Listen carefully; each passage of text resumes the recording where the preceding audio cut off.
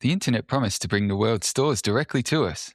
But in chasing convenience over everything, has it killed the high street, gutted retailers, and replaced the experience of shopping with a transaction? That's why Joe Zahaitis joins us today. He's a payments industry strategist with over 30 years' experience in the high-velocity digital marketplace, where he's seen this transformation from the inside. Welcome to Ruined by the Internet. I'm Gareth King, and today we're asking, has the internet ruined retail?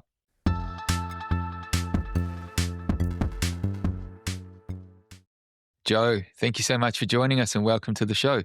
You've seen just the seismic disruption that the internet's brought to the entire retail space. Did you ever think things would play out as transformative as they have?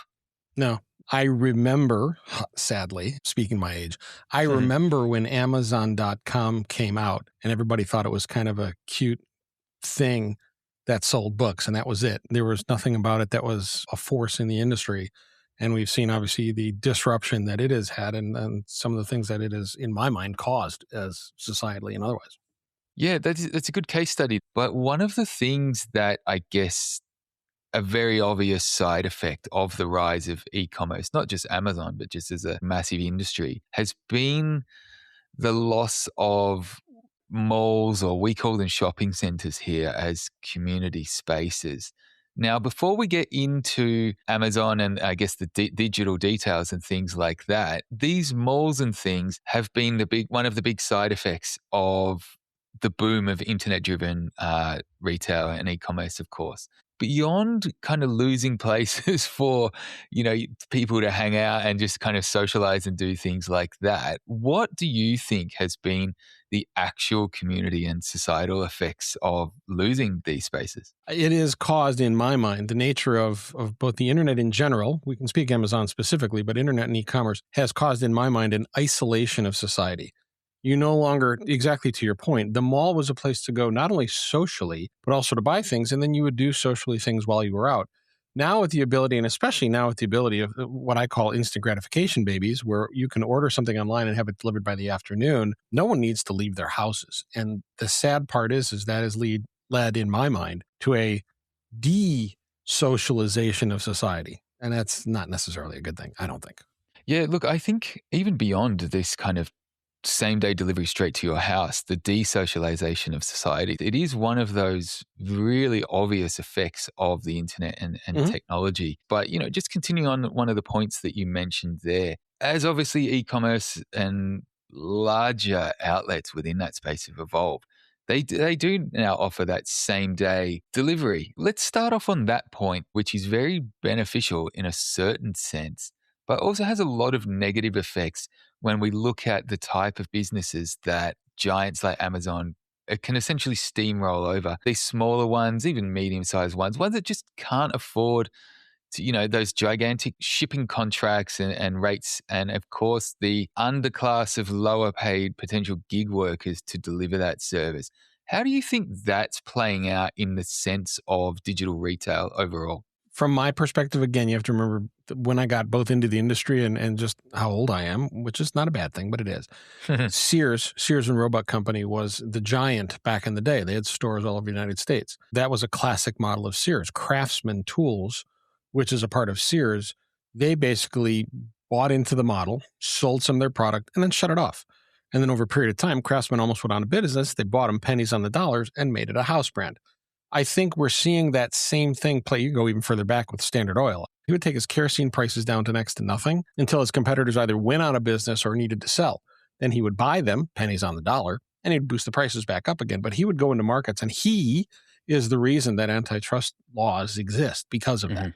In terms of monopolies. You saw the same thing play out with Sears, and I think we're seeing the same thing play out with Amazon.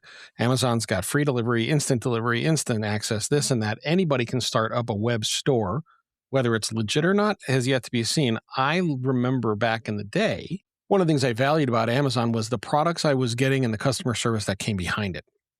I think Amazon has gotten too big for its own britches in that products I have researched online that I then went to Amazon to get a price comparison and see if I would buy it from them, trusting them as I have, turned out to be frauds. fake products that were coming out of other countries. Won't mention them, but it doesn't matter. Bottom line is it was not the legit product that I was looking for from that brand or that name. Who's watching the house? Are the foxes watching the chicken coop? It's destroying, to your point, and I think it's a huge thing, local businesses, whether they be local online businesses or local retail businesses, because people don't have to go out anymore. Yeah.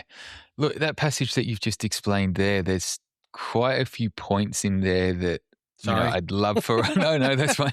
I'd love for us to kind of pull those apart individually and dig a little bit deeper on. We started off with this kind of super fast shipping culture. Now, one of the things that also incentivizes is it's super easy to try something that you are not 100% confident is right and then return it. And of course, with so many places now offering free returns, I guess the amount of instant shipping and constant return loops as well is not only so much more traffic, logistics, pollution, all of these different side effects of digitized retail, kind of removing the consequences of our obsessive consumption. One of the things that people talk about quite a lot is fast fashion and how bad that is for the world. And I guess that can connect with another point that you made there, which was the countries that will not be named making knockoffs and certain things like that. So it's just so much junk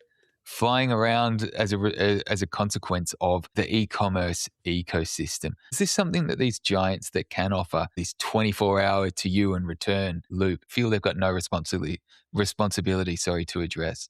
I think where you're going to see it addressed is not going to be at an Amazon level, because one of the things that even Amazon is wrestling with is the nature of what is classed as friendly fraud. Mm-hmm. And that's when someone orders 8 items, maybe to try them on, maybe to just, they're not sure which one they want, and they get 8 of them and they return 7. Well, sometimes based on, again, the Amazon policies that are out there, that might negatively impact the merchant that is represented on the Amazon website. And most importantly, from my perspective, it leads to a greater propensity for friendly fraud. I will buy this item, product, clothes, shirt, whatever, wear it, and then return it. Why? Because I know my credit card company's got my back. And I think that has a negative impact on society, because there are no consequences. There are no consequences to my action. If I buy this, I'm going to just return it and I'll get my full money back. And the only person who's left hanging on that is the merchant. And in many regards, many instances, that's not Amazon. No, absolutely. And I think that that's kind of operating under the faceless internet. Like there's no people on the internet. It's just pixels and representations of people. But on that misrepresented products point, one thing we've seen over recent years is the extremely rapid rise of drop shipping. We know with these intermediaries, the odds of misrepresented products, as you mentioned, increase even more fold, like beyond what Amazon is. So 2 points from there. Do dropshippers, do you think, have any kind of safeguards, even to a level that Amazon does? And as you mentioned a few minutes ago, where does customer service in this highly digitized world of retail come into all of this? From my perspective, I think it's gone. As we're talking about the nature of internet, but it talks about society. It's a transactional based world now. If you look at the nature of, and I'll use LinkedIn as a quick example, but the number of pitch on first contact that I get on LinkedIn is staggering. And it is what it is. It's the nature of the beast. But the challenge with that is the individual that's on the other end and their bot and their whatever that's doing this has no interest in the relationship and in establishing and knowing what is it that Joe really wants. What does he need to buy? What does he need to get? How can we help him? It's just like, I have what you need, and I'm going to hit 80 million people, or as many as I can. And hopefully this falls and hits on one of them. It's transactional. It is not relationship. It's not knowing your local store. The number of years I've been going to the same hardware store, it has now since closed. I feel bad. But it was a local hardware store. And that was part of the challenge. Is it was a local hardware store. It was not a major brand, but they had everything I wanted. And if there's anything I needed, I could go talk to them about it. Customer service, in that same regard, you're talking to big box retailers, otherwise, customer service doesn't exist. Try and call PayPal and get customer service on PayPal. Doesn't exist. If you can't self-service it, you're out of luck, which is unfortunate. Do you think that lack of accountability in the digital space has led to this lack of accountability when it comes to customer service? Or are these companies simply going for the cheaper technology-driven route, which is a chatbot or, some incredibly frustrating process that all somebody wants is to speak to an actual human? And is that simply just a trade-off that we've all made for the convenience of shopping online, do you think? I think it goes beyond even shopping online, but it is the nature of the internet. One of the things I've always loved about American Express is you could call American Express with a challenge, with a charge, or something happening on your card. Lost it, issue, forgot to tip someone, got double charged for something. Any problem you have at American Express. And what I've always loved about that card brand is on my phone call, on first contact with the individual I'm talking to on the line, 9.5 times out of 10, they can resolve that issue, hang up the phone, and I'm done. Mm. Getting that resolved right away without having to bump it to a manager, without having to call back, without having someone have to research it. American Express has even gone down this path. They're not as customer centric as they used to be. And it would be my belief, credit card industry I'm using now as the backdrop, but I believe it applies to others, is it's all a numbers game. Okay, we're going to have a few pissed off clients. Don't care. But there's going to be a whole bunch. Don't care. Because if it's 1, 2, 3, 4%, I have 4% of a consumer base that hates me. So what? I got the other 94, 96 that don't and have never had to call in. The challenge with that is that if all you're doing is running it as a numbers game, then you win on price, you lose on price. Yep. If there's no other value to what you bring to the table, what do I need you for? I'll go to the next guy. I'll go to the next guy. I'll go to the next guy. And that's to me, that is not the nature of what we bring to each other. And I think a lot of that has been, if not caused by the nature of the internet itself, certainly exacerbated by the nature of the internet. That's a really great point. We started off this conversation touching on the small businesses that have been driven to extinction in a lot of cases. Negatively impacted, at least. We'll say negatively impacted, yes. That's a nice way of putting it. One of the side effects of that, we mentioned the closure of shopping centers, malls, whatever you like to call them. But the other side effect of it is where physical stores along high streets, they just sit empty for months or years. Often this can be down to landlords charging, rents that are just too high for the small retailer environment. But from your perspective, do you think that these community, local shopping strips, retailers, etc., will ever return in this digital age of gigantic e-commerce? Or do you think that they're gone for good thanks to, the convenience of big tech? I have an awesome response for that because it is one I've thought actually deeply on, oddly enough. I applaud and welcome the advent of the AI world. It has swung the pendulum so far to not trusting anything you see, read, experience, hear on the internet, where I think the pendulum is going to, and has already begun to swing back the other way, where no one is going to want to do business with anyone unless we literally stand like you and I right now, face to face, belly to belly, to know it's a real person I'm buying from. Not because I have to buy from a real person, but that's where the trust comes in, is that if I'm not buying, especially in what I do for a living from a consulting perspective, it's a high ticket item. You're not going to just go, hey, just go talk to my bot and he'll take care of it. It doesn't work that way. So AI and the advent of AI, I think, while it's a great thing as a time saver, we had fax machines, we had computers. We didn't have phones quite a few years ago, and we certainly not ones that sat in our pocket. But with the advent of this AI thing, I think we are taking this so far out of the realm of what we trust as humans, where it's going to bring it back the other way. And I certainly hope so. Yes, that's a great segue into discussing AI. But before there, you mentioned that trust around seeing someone face to face. I think what happens at the moment for these small businesses that are fortunate enough to have that physical space is this concept of showrooming. They go in there and find something that they like and then go and find it cheaper online. I guess this leads me to the point while we're talking around these smaller physical stores. Now, I remember reading this recent article and story about this UK custom neon sign maker. And they were, look, that's a pretty niche business to begin with, but they were closing up their physical store after a few years, I think it might have been, because everyone was just going into their store and then going and getting one of these really cheap knockoff versions from one of these countries that we won't name again.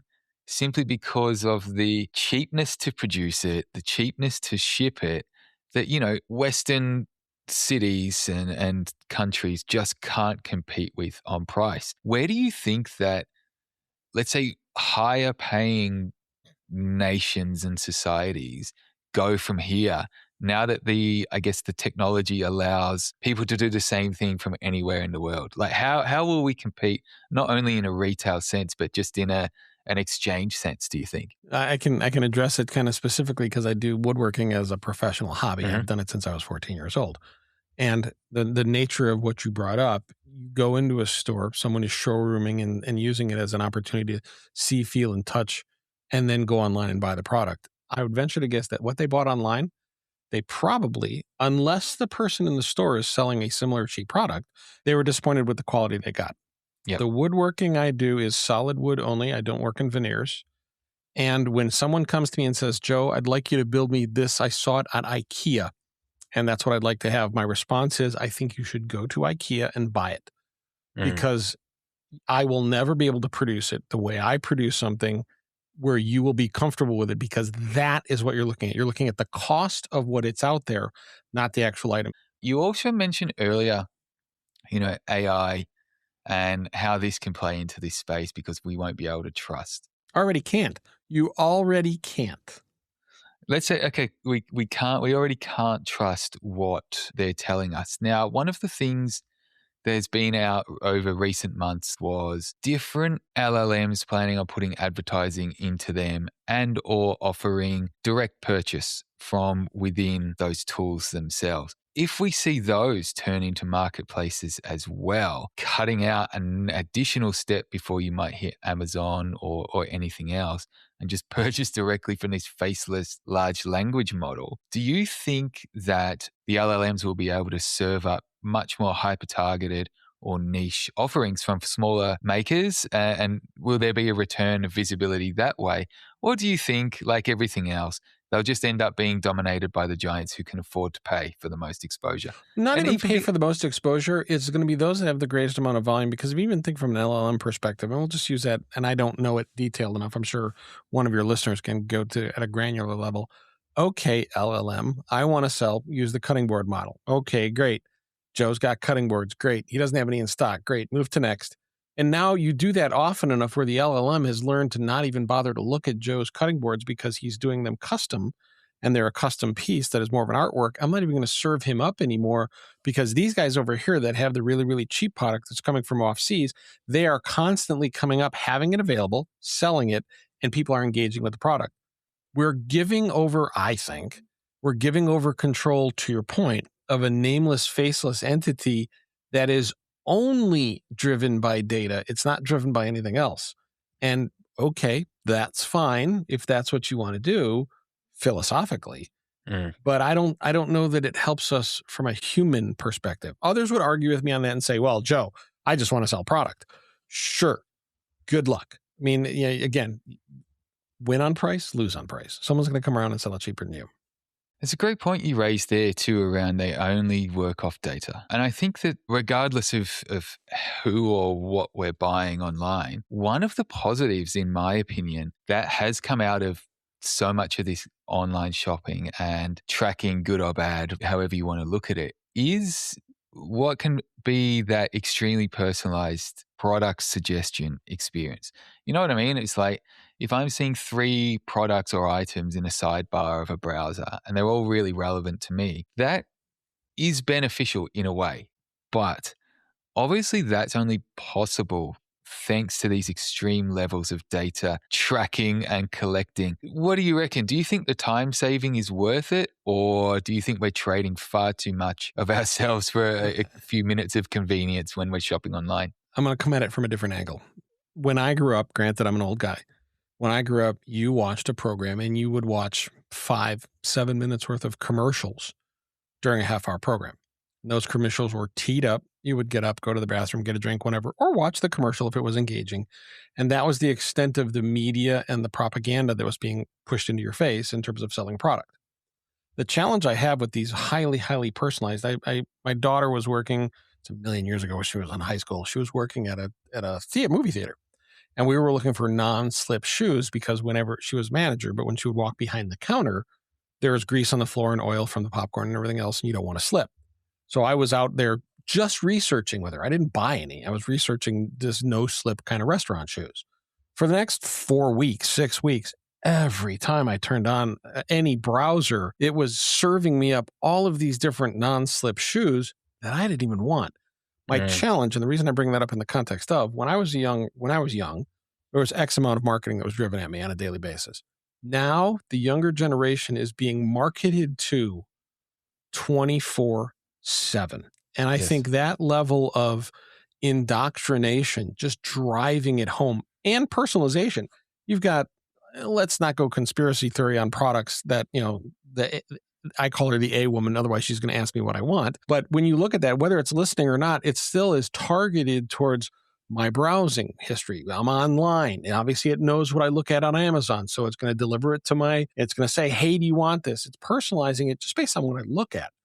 That level of constant selling to this younger, I don't know that they have the defenses to be able to defend against it psychologically. I mean, no, that's a great point too. But to counter that, obviously they're so native to it. So would they even consider the effect of it, or it's just so normal to them? My daughters are older; they're adults, and we have this. We've actually talked about this exact topic. And the nature of it is that they can somewhat perceive it, and they can acknowledge the fact that it is probably too much in terms of the constant marketing that is being done to them. But they also have, because they pretty much didn't grow up in a world before, at least computers, maybe not the internet, they have acknowledged and accepted the fact there's nothing I can do about it. So it's a negative, but I think the younger generation, one jump younger than my children, they don't know it, they don't see it, and they're being controlled by someone who's outside of their realm, and they don't even, now, is it good or bad? History's going to tell us that down the road. I don't know that it's necessarily good. I think, and I try and do this now, unfortunately not today, I try and separate myself from this computer, from all of this technology, go walk outside and word work or do other things, because I think you need to break away from this. It's too much. There's too much data flow coming into our brains on a moment over moment basis. There's no creativity anymore. Hello, you. A quick note before we continue. If this one's got you thinking, and we hope it has, but you're not already following the show, make sure you hit follow or subscribe to Ruined by the Internet so you never miss what we ask next. Now let's get back into it. Yeah, and I think that point there's too much data flow. You know, the concept of retail therapy, right? Like someone might used to be, I've had a bad day or a bad week or whatever. I'm going shopping. I'm going to find something and treat myself. The fun and the joy of the experience of getting out there and doing that was potentially part of the therapy aspect of it. Like everything else when it comes to the internet, it's almost been over optimized. So like the concept of retail therapy is very emotionless. I don't need to go out and see anyone or experience anything.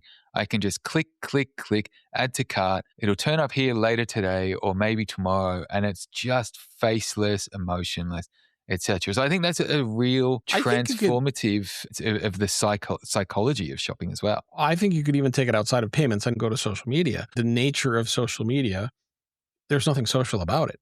Because to your point, you just said it in your last sentence, click, click, click, view, view, view. There's no human interaction that's taking place.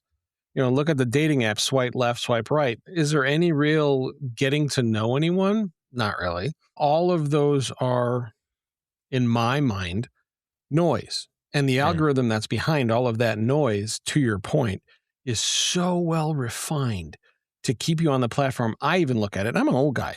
I look at it and I'm like, okay, that was a cute one. That was a cute one. That was a cute one. That was a cute one. In terms of all the cat videos, because I send them to my girlfriend, and it's like, whoa, I got to get out of this. Obviously it already knows that's what I want to see, or it thinks that's what I want to see.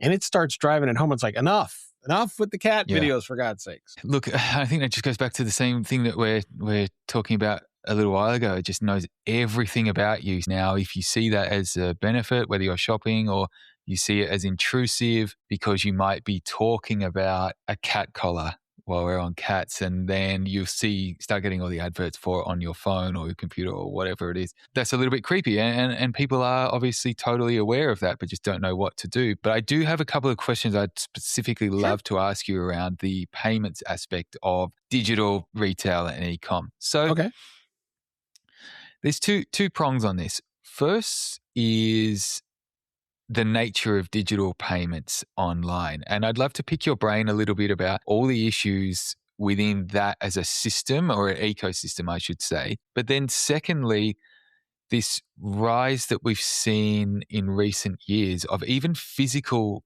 spaces, whether they're stores, restaurants, etc., anything that will only accept digital payments. What kind of problems and considerations is the entire digital payments ecosystem presenting if you're not really organized and on top of everything?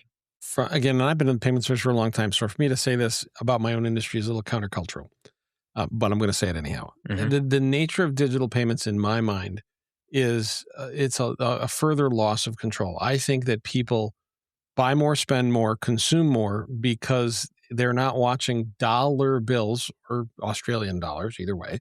They're not watching physical product, cash, leaving their wallet. It's super easy, whether it's online or in a physical store, to just swipe your card and go and not even pay attention to just how much you just paid for this. That's a negative. The other negative is, and some would argue me, the cost of cash handling, which there is a cost. But if I give you $100 for a product, you have $100. You turn around and you use that and a whole bunch of other $100 to pay your rent. Now that landlord has $100, $1,000, whatever, and they turn around. It is net same. At the end of 7 or 8 iterations, the nature of that cash at that value still exists. I pay you for a product using my credit card, debit card, whatever you want.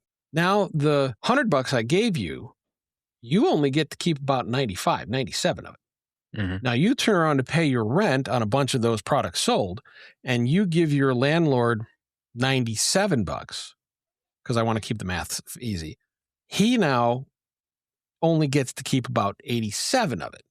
So now the decrementing value that's available, because we're paying along the way for everyone to touch that. And that's my industry. And it's not, doesn't make me happy, but this is what we've come to. By the time you get to 7 or 8 hops out, you've got almost no value left. Right. Yeah. So now the $100 we started with has got no value 9 steps down the chain, because everyone's got their hand in your pocket for every single transaction. Sure, it's been super convenient. Where I have a challenge with this is I've seen operations that take credit card only for security reasons.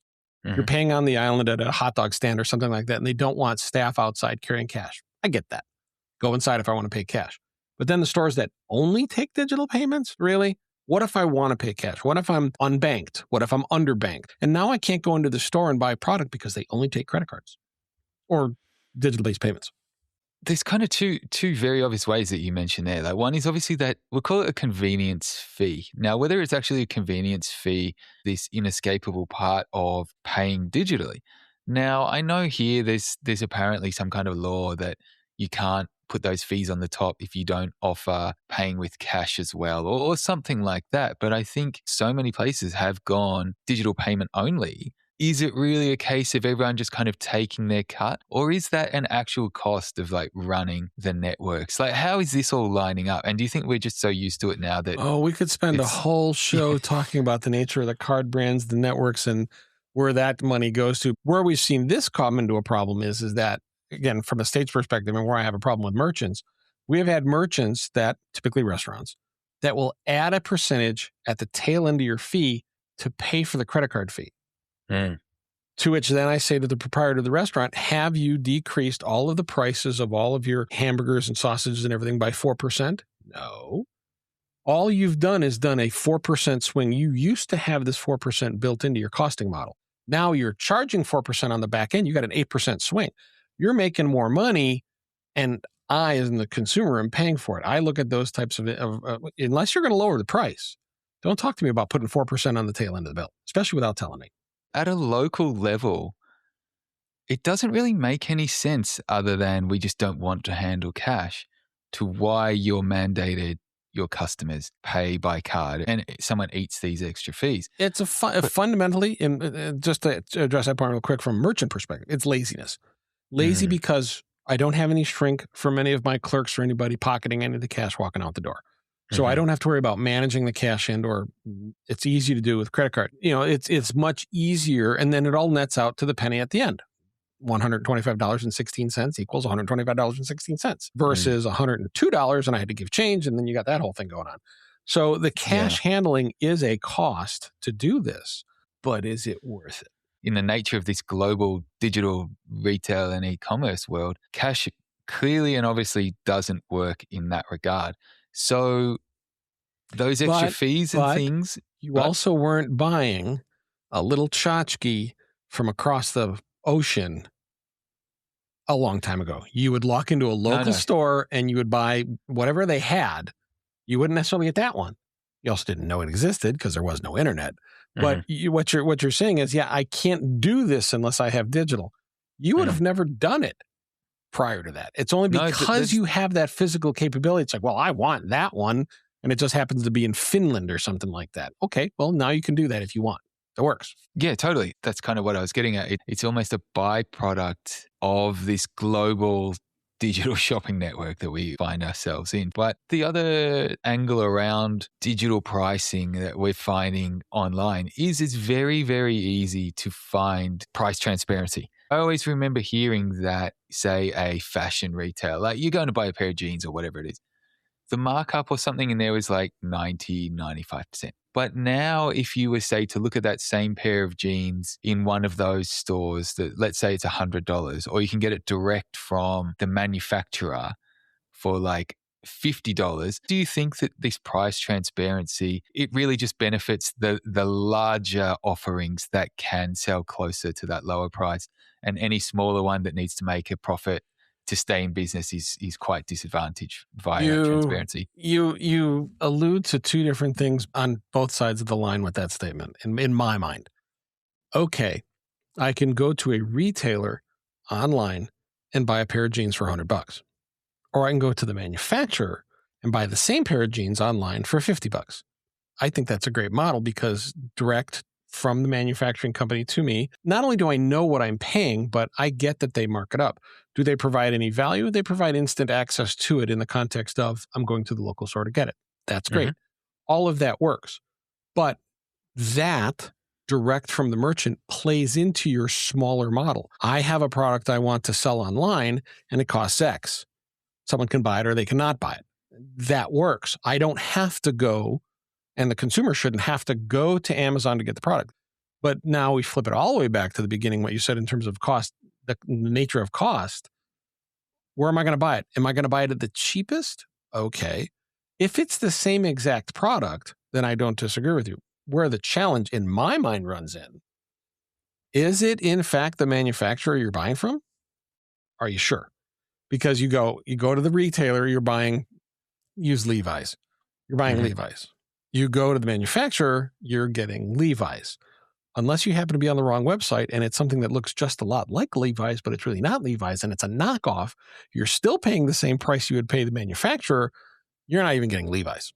Look, I think it just comes back to that trust again, Yeah. and everyone being quite vigilant with what they're buying in the online space. And I don't know the answer for that. I was just kind of thinking of these smaller business that might sell Levi's and 10 other jeans brands. They offer this physical store experience, but they might be 30% more expensive. It's See, but just if you a, look just at if you look at that from a suit, I'm not going to use jeans. I'll use a suit. I don't mind. I personally don't mind paying a markup for that because I want to physically touch it. I want Mhm. to experience the quality of what I'm getting in that context. Can I buy it online? Sure. Can I buy it from a retailer to get it online or directly from this manufacturer online? Sure, I could. But I wanted and I'm willing to pay for the nature of that experience to get what I want in the context of what I want and to make sure. That to me is that there's a value to knowing what you're getting. And I think to your point about not trusting people, that's where we get to with even some of this stuff is that do you know what you're getting? I think it's a great point there around knowing what you're getting. That kind of leads me into my next question for you. Where does the future of online retail go from here? And is it a return of knowing what you're getting? Because, great points that you raised there, that markup fee of being certain, the physical touch, no misrepresentation, like all of those great points. You don't really hear people discuss those as that's what you're paying for with the markup. It's all this shop's too expensive, I'm going to buy it online. So look, there's possibly a return to emphasizing those benefits more openly than where we are. What do you think would need to happen for the original exciting promise of online retail to come back? Like, how do we get back to this like quite positive vision of what online retail and e-commerce can be? The nature of the internet has helped with a lot of things. It's helped with the penetration and globalization and everything else, but also it helps with, now take jeans, hyper stylized. You can even bring it into a retail environment. I walk into a retail store where they use a camera. You can now do it with your phone and determine exactly not only what your size is, but what your fit is. And then through custom, building, a week later, I can have jeans that are not only built to fit me, they're built to fit exactly me. Are these a little more expensive? Sure. Are they a lot more expensive? No. But they are custom designed and built to fit you. But at the end of the day, would someone pay for that to have something that fits a little better than what comes off the rack? Probably. Would they be willing to pay a premium? Not twice, but certainly a lift, I would think. And if you then build that into a retail environment, and I remember when Tesla came out, Tesla had no car dealerships. I remember the one that was in a local mall that we have here in the Chicagoland area. It was literally a storefront. You walk in, there was one car. And it was representative of kind of what Tesla was selling at the time. And you would go through it and they had all the different colors on the wall and you would order it like you would order online. You would order it from the Tesla and they would build it effectively to your order and then it would get delivered. Yeah. And I'm like, okay, that to me, now that takes the internet and it flips it on its head and it makes it not from something that's mass appeal, but it hyper stylizes it back to an individual. That to me is a potential positive. I got a lot of negatives with the internet, but in terms of the future of online, I think a lot of the communication and a lot of the dialogue and a lot of the exchange of value in life is going to come from real people talking to real people. I think that's the first piece. But then the second piece of it, let's take this behemoth and make it work for us.